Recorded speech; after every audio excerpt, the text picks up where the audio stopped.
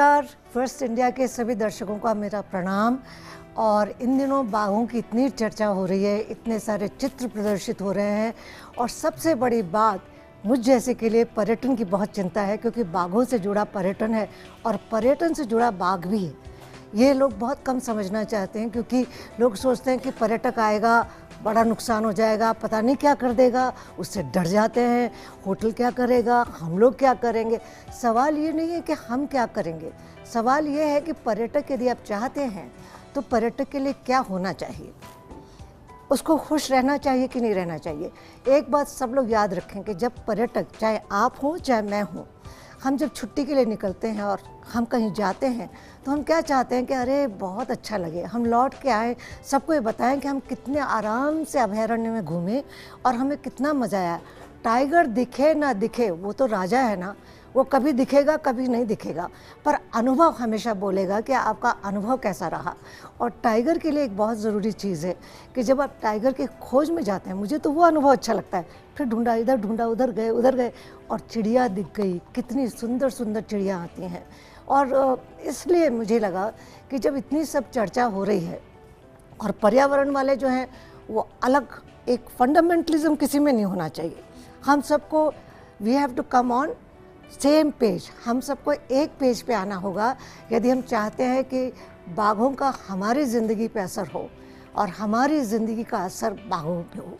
तो ऐसे मेरे साथ बहुत सारे लोग बैठे हैं और मैं तो सोचिए कि मैं दीवानगी के हद तक यायावर हूँ, ट्रैवलर हूँ, टूरिज़्म से प्रोफेशनली जुड़ी हुई हूँ और लिखती पढ़ती हूँ। तो बहुत सारी चीज़ें हम लोगों ने कुछ भी तय नहीं किया है, क्योंकि बाघ भी कभी कुछ तय नहीं करता, वो अपनी मर्ज़ी से चलता है। तो हमारा भी आज का डिस्कशन और हमारी जो वार्तालाप है, एक साफ पन्ने पे हम सब एक साथ अपने विचार रखेंगे और हमारे सभी जो साथ में बैठे हैं बड़े लोग, जिनका ज्ञान मेरे से बहुत ज़्यादा है, उनसे सिर्फ ये कहना है कि जैसे टाइगर के पार्क में सेंचुरी में जोन अलॉट होता है ना, तो मैंने जोन अलॉट किया है, इस बार बुकिंग मेरी है।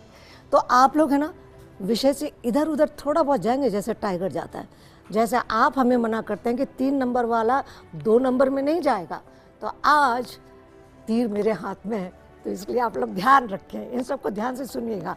मेरे साथ हैं जिनका नाम क्या लूँ, नाम लूँ तो पहले बाघ दिखता है और बाघ देखते हैं तो ये नज़र आते हैं। इनका नाम नल्ला जी है और नल्ला जी के जो दृश्य हैं, जो सजीव चित्रण करते हैं, जिस तरह से चित्रण करते हैं, आप बाघों के दिल में ना उतर जाएं तो आप मेरा नाम मत लीजिएगा, या बागेश्वरी, हाँ कुछ लोग बागेश्वरी बुलाते हैं। और मेरे साथ ये जो बैठे हैं शक्तावत साहब, ये डीएफओ रहे, पर कौन डीएफओ को जानता है उस चेहरे को है जो बाघ से अपनी आंखें मिलाता है और फिर बाघ के साथ ऐसे उसमें आ जाता है मुठभेड़ में कि खुद ही अपनी एक आंख पे वार करा बैठता है और फिर भी निकल कर आता है और लोगों को बाघों की दुनिया दिखाता है। कुलदीप सिंह जी, ये हॉस्पिटैलिटी और रेस्टोरेंट के जो यहाँ फेडरेशन है उसके प्रेसिडेंट हैं, पर वो सब जो हमारे ओहदे हैं उनका कोई मायने नहीं है, क्योंकि आप क्या करते हैं, आपका जो काम है उसका लोगों पे क्या असर आता है, उसका बड़ा फ़र्क पड़ता है। और ये निर्मल तिवारी जी है, इनको तो सब जितना फर्स्ट इंडिया पे कवर करते हैं सारे इसका पर्यावरण का और सारे जानवरों का, तो इनका तो चेहरा आप सब जानते हैं, इनके बारे में क्या कहूँ। और मैं तृप्ति पांडे आपसे सिर्फ ये कह सकती हूँ कि मैं दीवानगी के हद तक सैर करती हूँ और संजीदा रहती हूँ और हर बात के प्रति सजग रहती हूँ, चाहे वो फिर पर्यटन हो, चाहे संस्कृति हो, चाहे कालबेलिया हो और चाहे मेरे बाघ हों।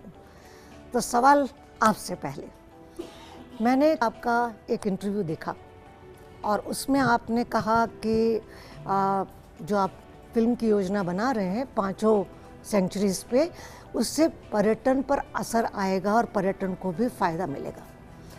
आप क्या सोचते हैं, पर्यटन को फ़ायदा मिलेगा तो बेचारा पर्यटक किस तरह आए और किस तरह रहे और उसके लिए क्या इंतज़ाम हो, आप क्या सोचते हैं?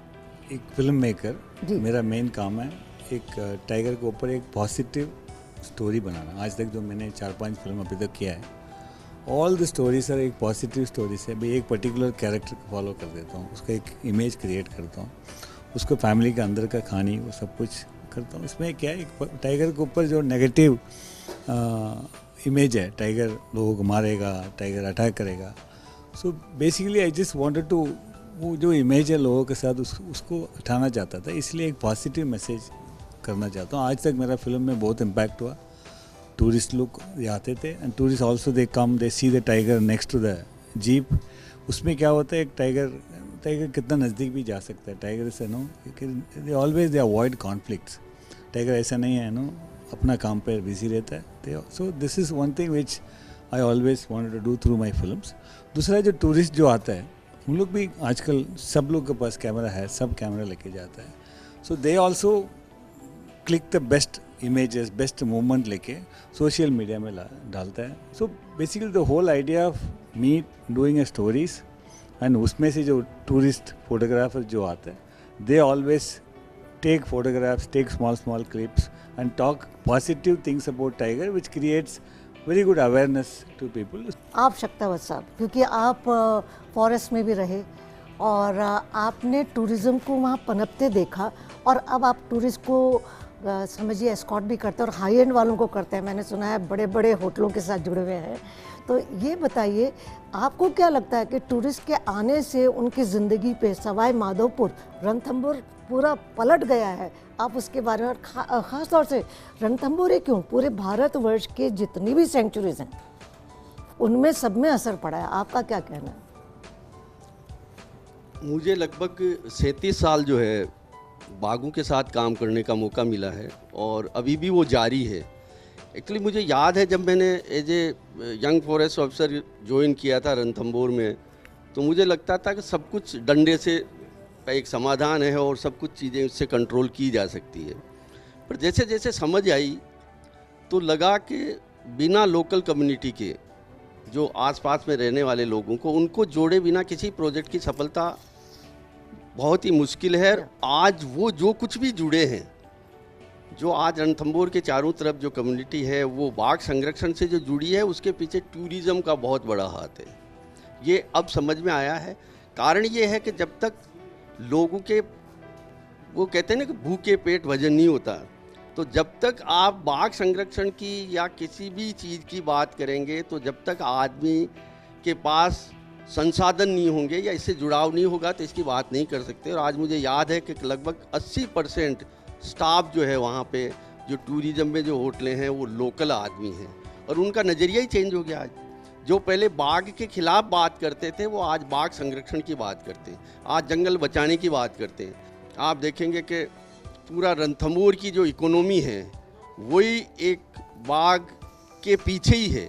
जैसा कि गत साल लगभग, जो मुझे अनुमान है कि करीब 6.5 लाख टूरिस्ट जो है उन्होंने जो है रणथंभौर का विजिट किया, और करीब 56 करोड़ की जो रेवेन्यू सरकार को मिली। और ये एक बहुत अच्छा कदम हुआ है कि वो जो मिलने वाली जो रेवेन्यू है वो आसपास के गाँव वालों के लिए और उनके लिए जो है वो खर्च की जा रही है। अब स्टार्ट हुआ है ये प्रोजेक्ट कि आसपास के गाँवों के लिए उनकी वाटर फैसिलिटीज़ के, ताकि उनको जुड़ाव और ज़्यादा हमसे इस संरक्षण से लेके और ज़्यादा से ज़्यादा जुड़ाव रहे। आने वाला समय होगा कि ये कॉरिडोर बनकर ये पूरा जो आपका वेस्टर्न लैंडस्केप है, जो टाइगर पॉपुलेशन है, वो होगा, और पूरे राजस्थान के लिए जो टूरिज़्म के लिए और एक बहुत बड़ा इकोनॉमिक हब होगा ये। अब जब मैं दूसरे राउंड में आऊँगी तो कुछ और बातें करेंगे, पर पहले कुलदीप सिंह जी से पूछना चाहूँगी कि आप तो हॉस्पिटैलिटी और टूरिज़्म से जुड़े हुए हैं और सालों का अनुभव है आपके पास। मेरा ये कहना है, और जो मैं मानती हूँ, कि हॉस्पिटैलिटी और टूरिज़्म यदि वाइल्ड लाइफ से जुड़े हुए हैं, तो क्या टूरिस्ट का ये हक नहीं है कि उसको हर जगह नीट एंड क्लीन बाथरूम मिले? क्या उसका ये हक नहीं है कि उसको अच्छे होटल्स मिले? अगर आप मध्य प्रदेश के जंगल्स देखेंगे तो forest management, wild life management जो मध्य प्रदेश का, और उसको राजस्थान से कंपेयर करेंगे तो बहुत बड़ा डिफरेंस है। Yes. और जो बहुत बड़ा डिफरेंस है वो इसीलिए है क्योंकि हम लोग यहाँ कमा तो रहे हैं, हम इस पर खर्च नहीं कर रहे हैं। आज क्यों नहीं हम अच्छे टॉयलेट्स यहाँ बना सकते हैं? टूरिस्ट सुबह 5 बजे उठता है, 5 बजे उठ के वो 6 बजे 5:30 बजे जंगल सफारी के लिए जाता है, चाय पी के जाता है। अब जब जंगल में वो 3 घंटे रहेगा तो उसको ज़रूरत तो पड़ेगी टॉयलेट जाने की। उसके लिए बहुत ज़रूरी है कि हम साफ़ सुथरे टॉयलेट बनाएं। ये रणथंभौर में भी ज़रूरत है और ये इधर भी ज़रूरत है, सरिस्का में, सभी पार्कों में ज़रूरत है। और इसके ऊपर सरकार को विचार करना चाहिए, ये फॉरेस्ट डिपार्टमेंट को विचार करना चाहिए, और इसको best of the best safari area बनाना चाहिए। उससे क्या है कि लोग ज़्यादा से ज़्यादा आएंगे।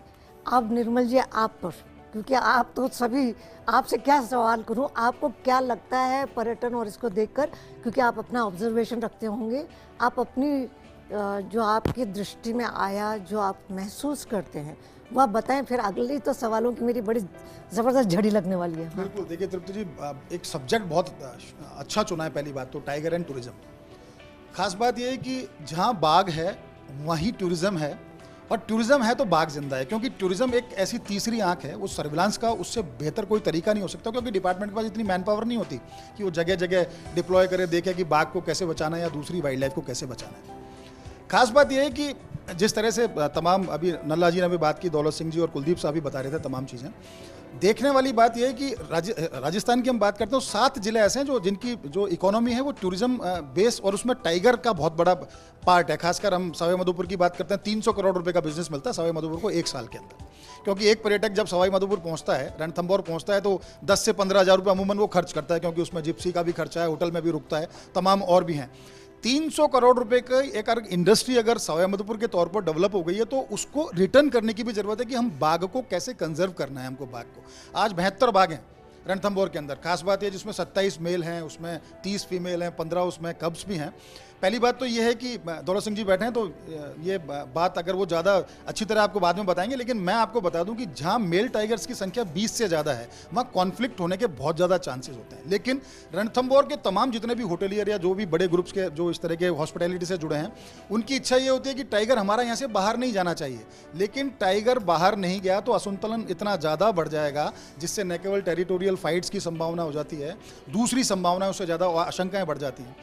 अब देखिए, हम अगर बाघ की बात करते हैं तो बाघ को कैसे सुरक्षित रखा जाएगा और टूरिज्म कैसे सुरक्षित रहेगा, वहाँ तो सबसे बड़ी बात तो है कि बाघ की सुरक्षा के लिए टाइगर वहाँ जो विलेज रिलोकेशन है वो बहुत ज़्यादा जरूरी है। सरिस्का इस दंश को पहले जेल चुका है, 2004 में पूरी तरह से बाघ विहीन हो गया था। उसके बाद वहाँ बाघ पुनर्वास कार्यक्रम चला, 43 बाघ हैं। वो पूरी एक टीम, जिसमें पूरी एक डेडिकेटेड टीम है जिसने पूरी मेहनत करी। और मैं आपको बताऊँ कि पानीढाल जैसे गाँव या डाबली सुकोला को जब खाली किया गया, वहाँ नए ग्रासलैंड बनाए, तो पहली बार वहाँ चौसिंगा दिखा 14 साल बाद। वहाँ जो बाघिन जो अभी तक बांझ रह जाती थी स्ट्रेस की वजह से, वो 4-4 शावक डिलीवर कर रही हैं। तो कहीं ना कहीं इस बात को सोचना होगा कि हमको टाइगर को या दूसरी वाइल्ड लाइफ को भी स्ट्रेस फ्री रखना होगा। जी जी, अब मैं मेरे प्रश्न पे आना चाहती हूँ कि वाइल्ड लाइफ की चर्चा बहुत होगी, ये भी होगा कि उनको कैसे रखा जाए। मैं ये कहती हूँ कि मैं वो टूरिस्ट हूँ, मैं टूरिस्ट के जूते पहन के या जो भी मैंने पहन रखा है इधर, वो मैंने उनके चरण कमलों के साथ आई हूँ। और मैं कहना चाहती हूँ, क्या कभी किसी ने ये सोचा कि ये जो सेंचुरीज जिनके साथ आप बहुत टूरिज्म चाहते हैं, उनको बुक करने का तरीका कितना मुश्किल है। माने मैं तो ठीक है, मैं रिसर्चर हूँ, मैं SSO ID ले सकती हूँ और मैं बुक कर सकती हूँ। आप जो हैं, आपके लिए आपने आम टूरिस्ट, कोई फॉरेनर, कोई सीधा आदमी कैसे बुक करेगा, उसको ये बताइए। पहले rajasthan.government.in पे जाएगा, फिर SSO ID बनाएगा, फिर अपने फॉरेस्ट वाले पे जाएगा, नंबर 1। फिर क्या होता है, लेपर्ड सफारी या कोई भी चीज़ है, आपका जो टाइटल है आपकी जगह का, उसको आपने ब्रांड इक्विटी में प्रिजर्व ही नहीं किया है। उसी के नाम से 50 साइट्स खुल रही हैं और उसके आप कहते हैं सफारी बुकिंग। लोग मुझसे कहते हैं, तुम तो कह रही थी कि वहाँ 834 रुपये है, पर यहाँ तो ये 2000 बता रहे हैं। तो देन आई से this is not an official site. How many people, मैं लोगों का सिर्फ दोस्ताना रूप में बुक करती हूँ। तो क्या कभी किसी ने, जो आप लोग कह रहे हैं और आप चाहते हैं कि टूरिस्ट आए और देखे, पॉइंट नंबर 1। पॉइंट नंबर 2, क्या कभी किसी ने, हर बार मुझे कहते हैं जिप्सी सुधर जाएगी, आने वाली है, फाइनलाइज हो गया है। वो तो जो मैं अभी भुगत के आई हूँ जोन 10 में, वो मैं ही जानती हूँ, क्योंकि वहाँ जिप्सी टूट गई, उसका ब्रेकडाउन हो गया, और उसके बाद इतनी उमस में मैं पसीने में बहना गई और वहाँ से संपर्क करने का कोई साधन नहीं था। और आपका बड़ी मुश्किल से एक फ़ोन लगा और आपने 1-1.5 घंटे बाद आपका आदमी आया।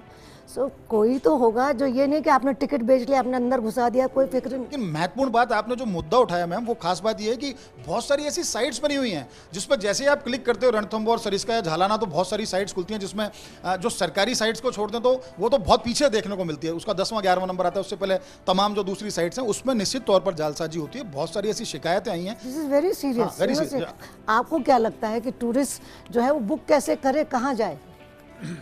देखिए, जो आपका प्रश्न था और जो निर्मल जी का जवाब था, वो स्पष्ट बताता है कि सरकार को बहुत सचेत होकर और काम करना चाहिए अब, और जितनी ये वेबसाइट चल रही है इन सबको बंद करवाना चाहिए। एक हो सरकार की हो या फिर एक ऐसी एजेंसी हो जो सरकार के माध्यम से चले, और एक कंट्रोल रहे। जब तक कंट्रोल नहीं होगा तो ये जितनी हमारी सेंचुरीज बनी हुई है और जो हम मेहनत कर रहे हैं, जो सरकार मेहनत कर रही है, ये डिफेम होती जाएगी over the period of time. तो it is very very important कि आप इसको बंद करें। शक्ता वैसे इसके पहले कि हम लोग एक छोटा सा ब्रेक लें, हम आपसे सिर्फ ये कह सकते हैं कि आप ये बताइए, आप तो अंदर की बात भी जानते हैं, शायद ऑनलाइन आप ही के समय में हुआ या बाद में हुआ, ये ऑनलाइन का गोरख धंधा क्या है और इस पर टूरिस्ट कैसे जाए और उस रास्ते को कैसे पकड़े? देखिए, ये एक बहुत ही सेंसिटिव जो बात आपने कही, पर एक्चुअली ये वो बता सकता है जिसको वो बीमारी हुई हो या मर्ज हुआ हो, क्योंकि मुझे एज ए फॉरेस्ट ऑफिसर इसका ज़्यादा अनुभव नहीं है। देखा ना? नहीं, मैं आपको कह रहा हूँ कि मुझे एज ए फॉरेस्ट ऑफिसर कभी इस तरह जाने का मौका नहीं मिला कि मैंने बुकिंग करवाई हो या किसी को, बल्कि मैं सजेस्ट करता हूँ, जो भी मेरे से पूछता है, जैसे आप हो मुझसे पूछते कैसे, तो हम कहते हैं भाई साइट पे जाओ, आपके सजेशन, क्योंकि आप लोग उससे सफ़र करें तो वो बेटर। जैसे अभी सर ने जो दिया है कि इस तरह की जो साइट्स है दूसरी वो बिल्कुल बंद होनी चाहिए, और एक गवर्नमेंट की एक जो साइट है वो एक साइन है ताकि लोग बाग कंसंट्रेट कर सकें। अच्छा, अब ये बात ऐसी है कि जरा सा आप चिंतन मनन करें कि आदमी टिकट कैसे बुक करेगा, और फिर हम वापस लौट के आएंगे। बहुत सारी बातें हैं। मैं जो पर्यटक हूँ वो ये कहती हूँ कि पर्यटक कितनी परेशानी में, शायद बाघ सुनेगा ना, वो बाघ ने कल मेरी आंखों में देखा जब मैंने बोला, मैंने इनसे कहा कि वो पोस्टर के जो बाघ है ना और जो मेरे पीछे हैं, वो मेरे पीछे, वो जानते हैं मैं क्या महसूस करती हूँ। That is it.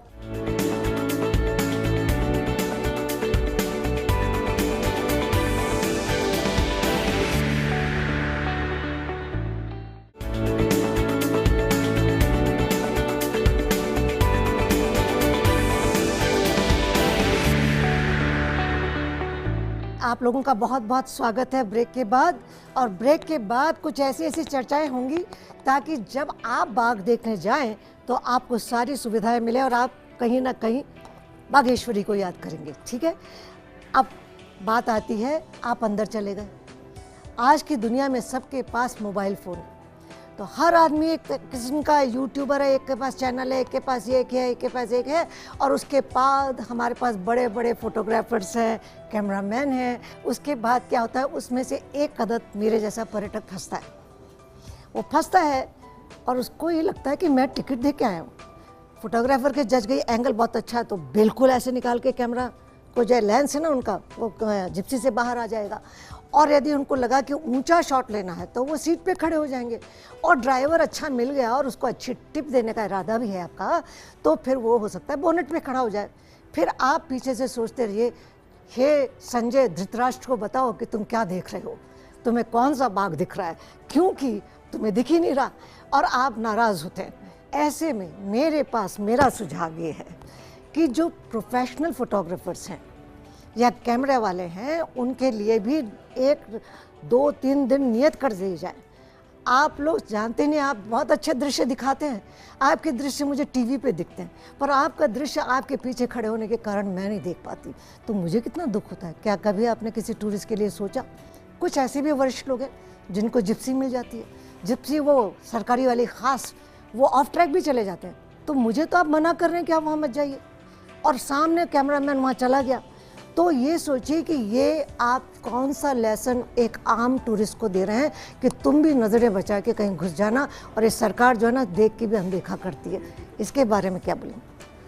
Ji, professional के लिए एक अलग तरीके से एक सिस्टम होना चाहिए। मेरे हिसाब से may be there are designated days कि फ्राइडे, थर्सडे, ये tourist zones, this is the time only for professional fee paying photographers. जब भी विदेशी पर्यटक वहाँ जाता है, कैंटर भरे हुए जाता है, जिप्सी जाता है, उसको केवल गाइड या ड्राइवर एक सिग्नल बोलता है कि प्लीज़ सिट डाउन, या कहता है कि कीप क्वाइट। मैं कह रहा हूँ अगर वो 500 आदमी भी है, 200 आदमी है, तो कहीं किसी तरह की कोई प्रॉब्लम ही नहीं दिखाई देती। पर जब हम लोग जाते हैं और अगर किसी को कह दिया कि साहब वो भाई साहब बैठ जाइए, टाइगर नहीं दिया, तो बोला वो फॉरेस्ट अफसर आ रहा है, तो सबसे पहले पूछता भाई कौन फॉरेस्ट अफसर है, ये किस रैंक का है, फिर कहता है मेरे चाचा जी तो इससे भी बड़े हैं। मेरा कहने का मतलब है कि वो हमें अपनी तरफ देखने की ज़रूरत है। एक उंगली करने से पहले 3 उंगली, अगर वो टूरिस्ट जो जाने वाला है अगर वो खुद फॉलो करना चालू करे तो मैं कह रहा हूँ समस्या अपने आप ही ख़त्म हो जाएगी। देखिए फोटोग्राफी टूर जो होता है उसमें लोग जो फोटोग्राफी के शौकीन होते हैं वो एक बहुत बड़ा पैसा दे के आते हैं और उनकी जिम्मेदारी भी बनती है। और जब नॉर्मल पर्यटक वहाँ होता है उसके बीच में वो फंसा रहता है, तो उसको जैसे चांस मिलता है फोटोग्राफी का वो करता है। वो खुद चाहेगा कि उसको थोड़ा सा इंडिपेंडेंट टाइम मिले फोटोग्राफी करने का। उसके लिए जो आपका सजेशन है कि एक डे वीक में 1-2 दिन हो या सर्टेन आवर्स हो उसमें फोटोग्राफर्स को अलाउ किया जाए तो होना चाहिए। रणथंभौर में अभी एक अच्छी व्यवस्था की कि मंगलवार का जो दिन होगा उसमें जॉन 6 से 10 तक सफारी नहीं होगी और बुधवार के दिन जॉन 1 से 5। आपने एक सर्टेन जॉन्स के अंदर ये व्यवस्था की है, तो क्यों ना जो प्रोफेशनल फोटोग्राफर्स या फिल्म मेकर्स होते हैं आप उनको उस पर्टिकुलर डे पर मंगल या बुधवार Exactly. आप उनको वो समय दें और उसमें टूरिज्म में ही काफ़ी कुछ उनको मिल जाएगा। उनको जरूरत नहीं पड़ेगी नॉन टूरिज्म में जाने की, क्योंकि देखिए क्या होता है नॉन टूरिज्म में, चूंकि दौलत सिंह जी बैठे हैं उनसे ज़्यादा तो कोई नहीं जानता हम में से। नॉन टूरिज्म जोन में क्या होता है मैम कि ना तो बहुत अच्छे फायर लाइन्स होती हैं, ना बहुत अच्छे लूप्स होते हैं, ना बहुत अच्छे रूट्स होते हैं। तो टूरिस्ट की या उस फोटोग्राफर की सुरक्षा किस तरह से होगी, कोई इस तरह की स्थिति बनेगी तो उसको कैसे बचाया जाए। इसलिए नॉन टूरिज्म तो मैं बिल्कुल सजेशन नहीं दूंगा, ना रिकमेंड करूंगा कि उसमें किसी तरह की गतिविधि होनी चाहिए। लेकिन टूरिज्म जोन के अंदर सर्टेन डेज में जो व्यवस्था रणथंभौर में की है वो सरिस्का या चूंकि रामगढ़ विषधारी में भी एक बफर चालू है, जल्दी वहाँ कोर भी चालू होगा वहाँ भी, क्योंकि बहुत डेंस जंगल है। मेज नदी और उसके चारों तरफ स्लॉथ बियर्स को देखना, टाइगर्स को देखना और बहुत एक तेजी से वाइब्रेंट एक टाइगर रिजर्व के तौर पर उसको देखा जा रहा है। तो रणथंभौर में कम से कम ये व्यवस्था की जा सकती है, क्योंकि लाखों रुपए हजारों रुपए खर्च करके नल्ला मुत्तू और इनके शिकायो इनके शागिर्द जो वहाँ पहुँचते हैं उनको कम से कम मंगल और बुधवार को तो पूरा दिन दिया जा सकता है कि फुल डे हाफ डे जो भी हो वो किया जा सकता है। Fair enough. और एक लास्ट चीज जो बहुत बड़ी है, heritage with in the forest, उसको साथ में क्यों ना पैकेज किया जाए। कितने ही लोग हैं 4-4, 5-5 बार वो सेंचुरी का ट्रिप लेते हैं पर रणथंभौर के किले में नहीं जाते। And I wrote an article, crowning glory lost.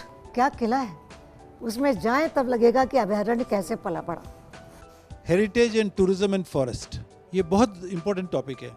पीछे मैं गया हुआ था सरिस्का, तो मैं कांकवाड़ी फोर्ट गया था। क्या आंसू आते हैं वाकई, आज दिल दुखता है उसको देख के कि इतनी गजब की चीज़ है, नायाब चीज़ है, और क्या लोकेशन है उसकी, क्या महाराजाओं ने बनाई उस जमाने में। एक विडंबना है कुलदीप साहब, मैं बीच में कह रहा हूँ एक्चुअली रणथंभौर को लेकर के, तो क्या है रणथंभौर का किला ASI के पास है जो कि सेंट्रल गवर्न है, archaeological survey of India. Forest को स्टेट गवर्न कर रहा है, तो उसमें कहीं ना कहीं इन दोनों के बीच में जो समन्वय नहीं है ना, उसका बड़ा नुकसान उसका बहुत ज्यादा उठाना सेम पेज।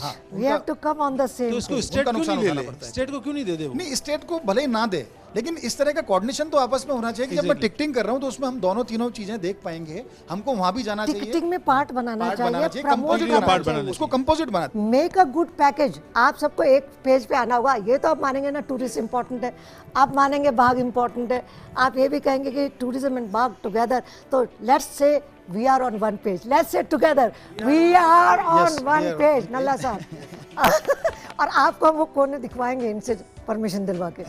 देखिए, एक मैं छोटी सी बात कहना चाह रहा था, बस जरा थोड़ा सा उसमें समय लूंगा कि जब भी टूरिस्ट जाए, खासकर रणथंभौर से हम पायलट प्रोजेक्ट के तौर पर इसकी शुरुआत कर सकते हैं कि वहाँ जो इंटरप्रिटेशन सेंटर है ना, पहले टूरिस्ट को अनिवार्य कर दें कि उसमें जाए, वो वहाँ के तमाम प्रोडक्ट्स को 5 मिनट का एक वहाँ या 10 मिनट का उसका सेशन हो, ओरिएंटेशन हो, उसके बाद अंदर जाए। He is a film maker. Poona में क्या होता है, film appreciation, that appreciation, how to appreciate a jungle. मैं जाऊँ तो अरे जी, मैं चाहती हूँ कि मुझे कोई गाइड बना दे, मैं बड़ी खुश होंगी। हाँ, थोड़ी ट्रेनिंग भी कर लूँगी, पर खुशबू, जंगल की खुशबू लीजिए, जंगल को सूंघिए, जंगल को महसूस करिए, और tourism and tiger, we shall flourish together. नमस्कार, First India, what a debate, we all enjoyed. Thank you so much.